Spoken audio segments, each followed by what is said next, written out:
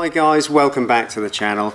I'm the DIY guy, and today I'm going to be taking you through my top 5 tools that every man needs this Christmas. But before we get into it, make sure you're subscribed. Hit the little subscribe button down below for me, because you're not going to want to miss out on any of the great content I've got to come in 2022. And if the video helps you out, smash that like button for me, because that really helps this video reach and help more people on YouTube.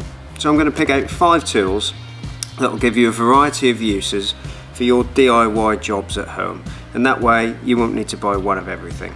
So which one comes in at number 5? Number 5, I'm going to go with the SDS Drill, and the reasons are quite simple. You can't be without it on some jobs, and it's such a varied tool that has a multitude of uses. If you want to be putting holes through walls to put cables through, the SDS Drill has got you covered.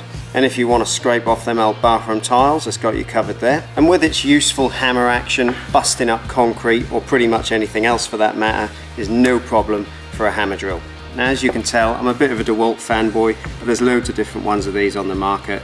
And if you're going for a corded option, which I'd probably recommend for a DIYer, then the world is your oyster, because you haven't got to stick to a specific brand. That being said, there's some great cordless options on the market now, and there's definitely some out there worth considering. This drill here in the UK is around 120, 130 pounds, and I'll stick a link down in the description where you can find yourself one. Coming in at number 4, the grinder, another hugely varied tool. This one's a Makita corded grinder. They're quite inexpensive, and why did I pick this for number 4?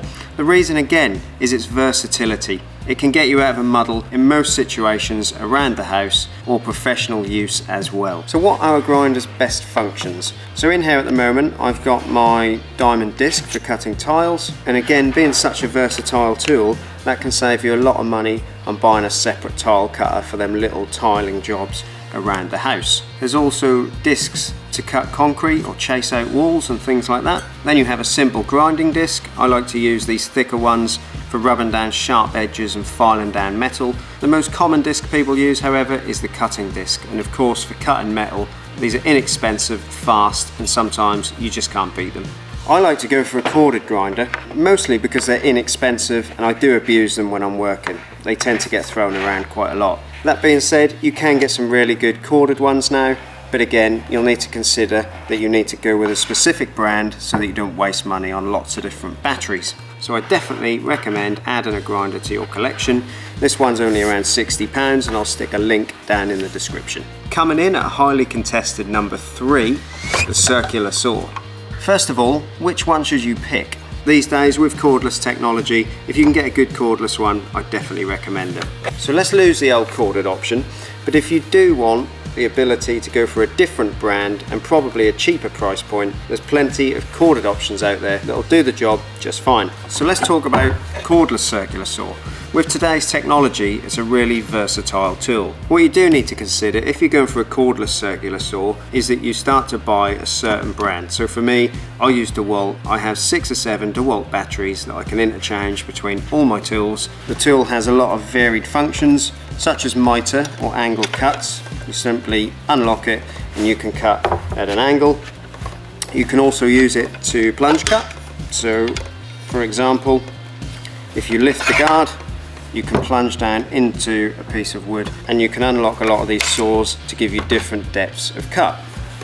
So a very versatile saw, and the main reason it's on my list is because it can take the place of most other saws out there. So for example, a miter saw, for your DIY jobs, you could probably get away with using a circular saw for most jobs like that rather than a miter saw, for example. So for me, adding one of these to the collection is invaluable. Since I've had a cordless circular saw, it's always on the van, it's always on the job with me, because you never know when it'll get you out of the muddle.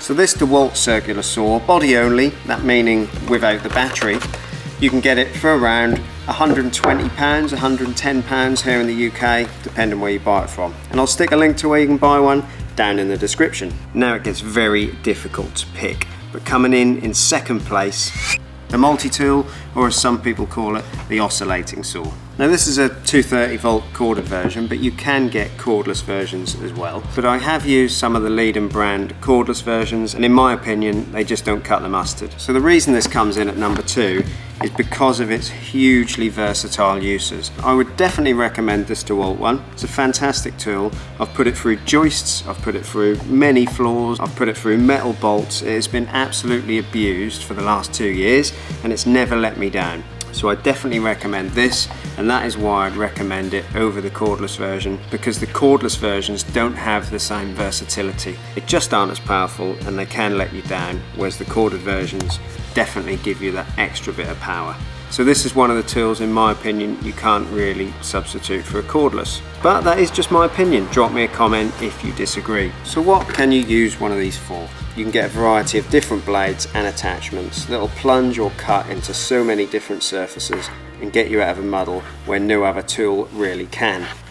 One of the biggest uses is the little sander attachment, and again it can substitute a full-size sander where need be for those small sanding jobs. They're so versatile. You can even get things like tile cutter attachments for these days. So yeah, so many different varieties of blade and so many surfaces that these can cut through. So this came in at number 2, but to be honest, it could just as easily have been number 1, and it's probably one of the tools that I could not live without. This is definitely a must for the collection.